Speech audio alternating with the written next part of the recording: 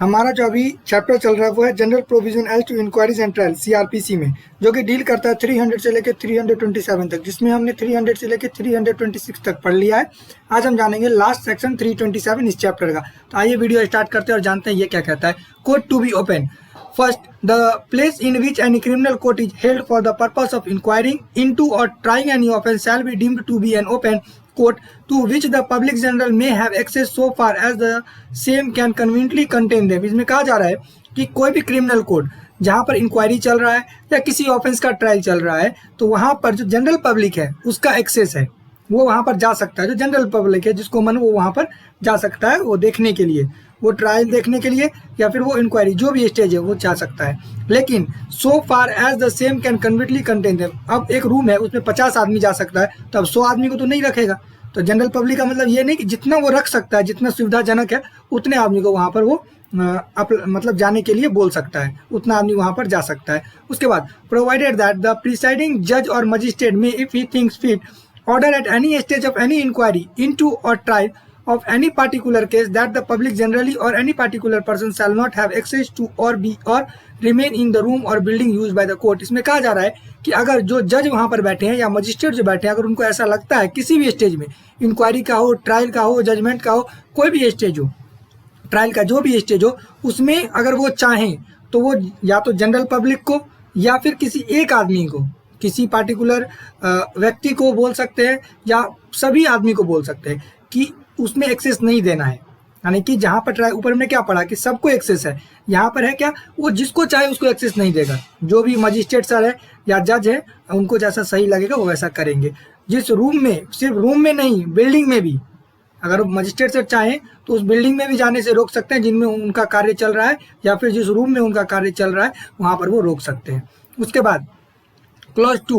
Notwithstanding anything contained in subsection 1, the inquiry into the trial of rape or an offence under section 376, 376A, 376B, section 376C, section 376D और section 376E of the Indian Penal Code shall be conducted in camera। इसमें कहा जा रहा है कि जितना भी हमने सबसेक्शन 1 में पढ़ा वो यहाँ पर अप्लाई नहीं होगा। यानी जनरल पब्लिक का एक्सेस रेप केस में नहीं होगा। जितना भी सेक्शन है सब रेप से डील करता है इंडियन पेनल कोड का। तो यहाँ पर क्या होगा कि आप नहीं जा सकते। ठीक, उसके बाद यहाँ पर लिखा इन कैमरा। इन कैमरा का मतलब क्या है? इन कैमरा का मतलब ये नहीं कि फोटो वाला कैमरा है। यहाँ पर कैमरा का मतलब है बंद कमरा।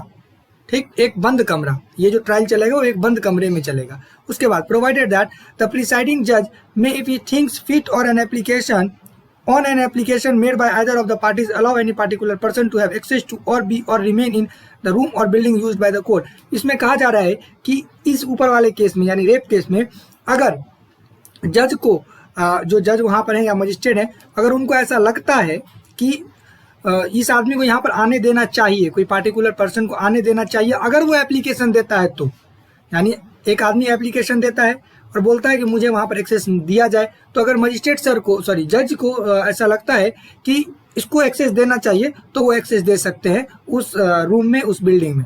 ठीक, उसके बाद provided further that in camera trial shall be conducted as far as practicable by human जज और मजिस्ट्रेट। इसमें कहा जा रहा है कि जो भी कैमरा ट्रायल चलेगा, यानी जो हमने ऊपर पढ़ा रेप केस में, तो वो ह्यूमन जज ही करेगी जहाँ तक प्रैक्टिसेबल है। अब ऐसा नहीं है कि अब कोई प्रेजेंट ही नहीं है तो मेल भी कर सकता है, लेकिन जहाँ तक हो सके तहाँ तक ह्यूमन जज ही यहाँ पर कंडक्ट करेगी ये कैमरा ट्रायल को। ठीक, कौन ट्रायल करता है कैमरा ट्रायल को या रेप के ट्रायल को कौन कंडक्ट करेगा, ये क्वेश्चन आ सकता है वन वर्ड में, तो कौन करेगा? ह्यूमन जज ही करेगी। ठीक, उसके बाद या मजिस्ट्रेट।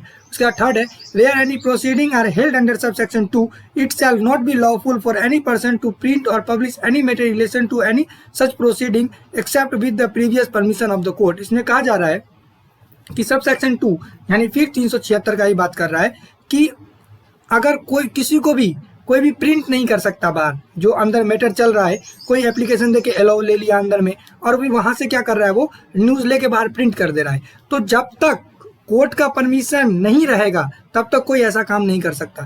यानी कोई भी आदमी उसको बाहर नहीं निकाल सकता, कोई भी प्रिंट या पब्लिश नहीं कर सकता, अखबार वाला हो या न्यूज़ वाला हो, कोई भी नहीं कर सकता।